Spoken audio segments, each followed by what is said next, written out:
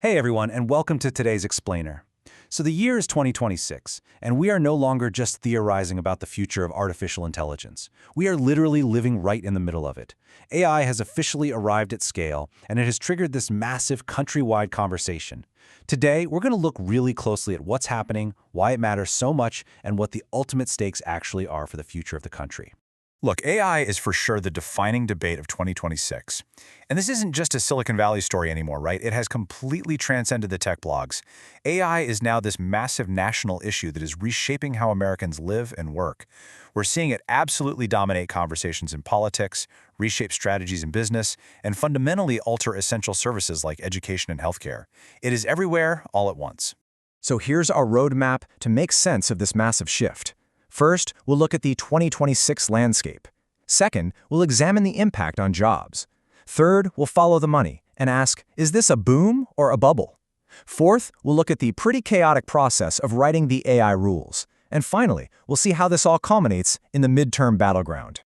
All right, let's jump right into Part 1, AI, the 2026 landscape. We are talking about a full-blown technological revolution here.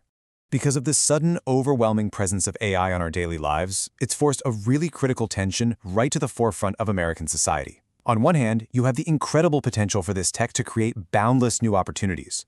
But right alongside that is the very real concern from policymakers, everyday workers, and consumers that it might instead just increase economic inequality. And that friction between endless opportunity and widening inequality is basically the lens through which every single other issue we discuss today is going to be viewed.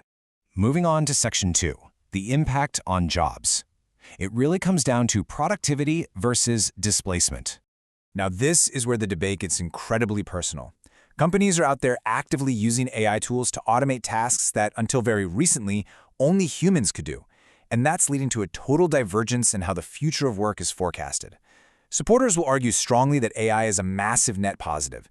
They emphasize that it boosts productivity and sparks entirely new industries from the ground up.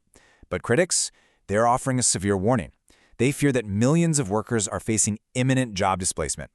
So it's a really stark contrast. And here's the thing, we aren't just talking about factory floors or manual labor anymore. AI is hitting white-collar professions first, and it's hitting them hard. If your job involves customer service, data analysis, content creation, or administrative work, the technology is already altering the fundamental nature of what you do every day. If you work at a desk in one of these fields, the future of work has literally already arrived right at your keyboard. Which brings us to Section 3, an economic boom or bubble. Let's follow the money. Billions of dollars. That is the sheer scale of the unprecedented gold rush level investment pouring into AI technology right now.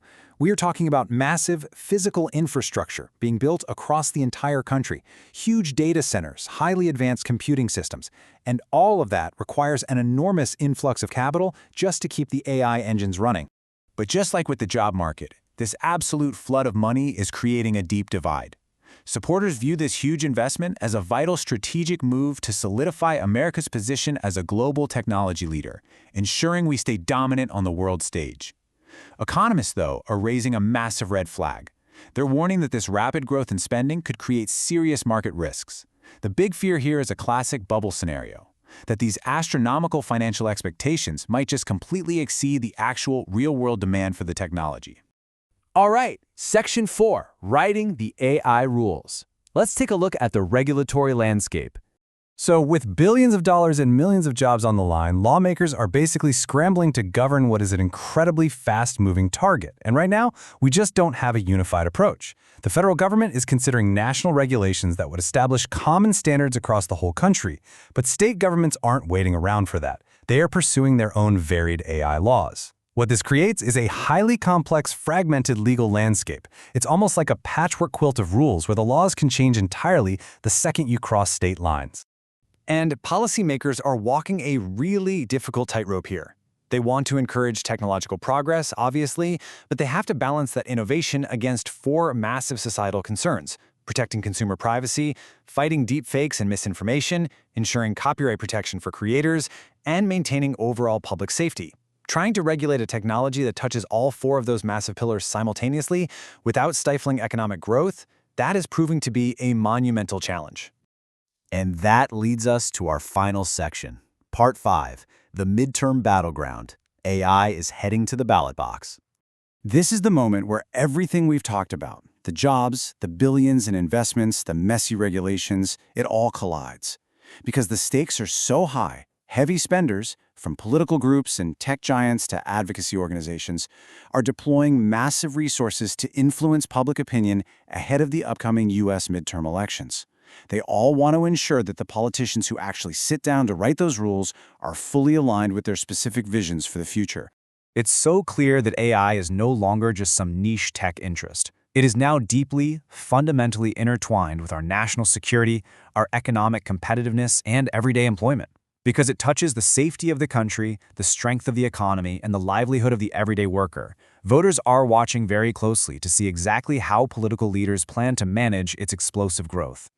Which leaves us with one essential, defining dilemma. How can society embrace this amazing technological progress while actually ensuring that its benefits are shared fairly? The way we answer that question isn't just going to determine the outcome of a single election, it's going to shape America's economy, its workforce, and its political landscape for decades to come. Keep that question in the back of your mind as you watch the news unfold. Thanks so much for joining me for today's Explainer, and I'll catch you next time.